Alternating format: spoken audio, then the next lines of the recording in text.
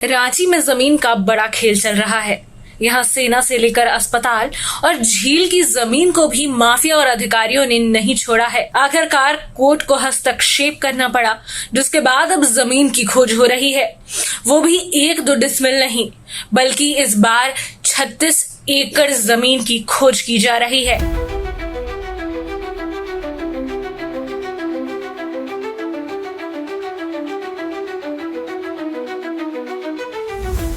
यह कहीं और की नहीं बल्कि बड़ा तालाब की जमीन है।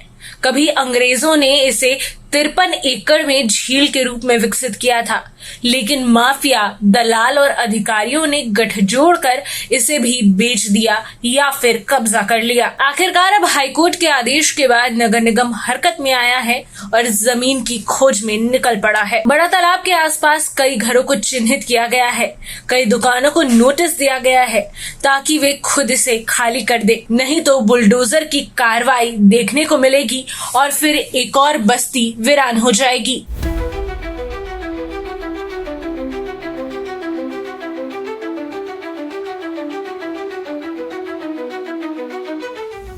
तस्वीर में दिख रहा ये पूरा इलाका अतिक्रमण कर बसाया गया है।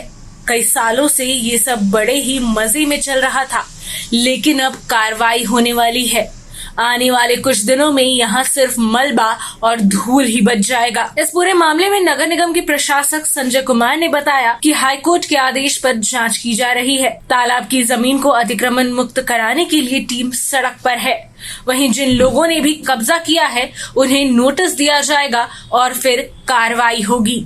हाँ, रांची नगर निगम द्वारा इस बात को संज्ञान में लिया गया है। बड़ा तालाब का जो ओरिजिनल जमीन थी, जो जल स्रोत था, जहाँ तक बड़ा तालाब फैला हुआ था, वो थोड़ा सा सीमित हो गया है। तो आज उसी का भ्रमण किया जा रहा है और देखा जा रहा है कि हमारे अमीन को, हमारे लोकल सीओ साहब को भी मैंने बोला है, कल वो रिपोर्ट देंगे कि ये खतियान के अनुसार ये ज़मीन कहाँ तक फैली हुई थी। बड़ा तालाब का एरिया जो कैचमेंट एरिया था वो कहाँ तक फैला हुआ था, और उस कैचमेंट एरिया में वर्तमान में एग्जिस्टिंग जो तालाब है, अगर उसको हम लोग माइनस कर दें उस एरिया को, तो कितने एरिया में ऑलरेडी अतिक्रमण हो चुका है। इसमें कुछ रोड भी बने हुए हैं, तो मेरे हिसाब से बहुत सारी ज़मीन तो रोड में भी गए होंगे, लेकिन फिर भी फाइनल रिपोर्ट आने के बाद हम लोग इस पर अनऑथराइज्ड केस भी दर्ज करेंगे, हम लोग कार्रवाई शुरू करेंगे। सर, आज आप लोगों के द्वारा यहाँ पर नोटिस भी जारी करने की बात कही गई है। ट्रेड लाइसेंस हो या फिर होल्डिंग हो, सारी चीज़ों की डिमांड जो है वो अलग अलग लोगों से यहाँ पे की गई है। हाँ, एक्चुअली सराउंडिंग एरिया का हम लोग जांच कर रहे हैं। सराउंडिंग एरिया में ये विकसित पूर्ण रूप से होनी चाहिए,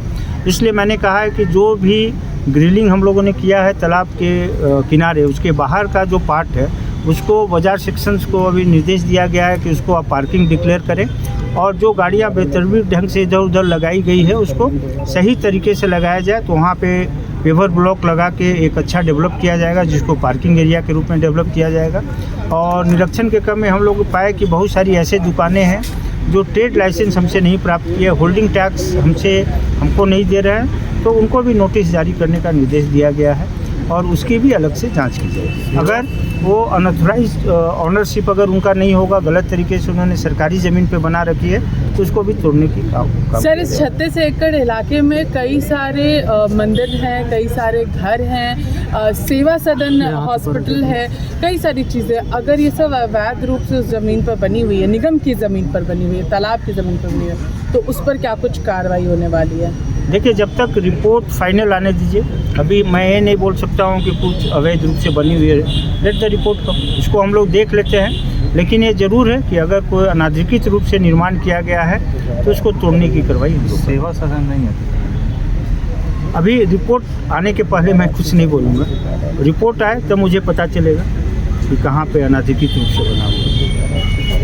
दरअसल रांची के बड़ा तालाब को अतिक्रमण मुक्त करने के बाद उस जमीन को घेरने का भी आदेश कोर्ट ने दिया है, ताकि दोबारा कोई कब्जा ना कर सके। ऐसे में कोर्ट के आदेश के बाद टीम एक्शन में है और देखना होगा कि पूरे इलाके में कितनी कार्रवाई होती है। यहाँ अतिक्रमण हटाने की कोशिश कई बार हुई है, लेकिन उन्हें विरोध का सामना करना पड़ा है। ऐसे में सुरक्षा के व्यापक इंतजाम के साथ टीम इस कार्रवाई की तैयारी कर रही है। जैसे हाल ही में रिम्स की कब्जे वाली जमीन को नगर निगम ने अतिक्रमण मुक्त कराया और 10 एकड़ जमीन पर बने घर को बुलडोजर किया है, उससे पूरी बस्ती वीरान हो गई है। ऐसे में अब फिर वैसी ही तस्वीर बड़ा तालाब के साथ साथ सुखदेव नगर में भी देखने को मिलेगी। साथ ही हरमू नदी की जमीन को भी अतिक्रमण मुक्त जल्द ही किया जाएगा।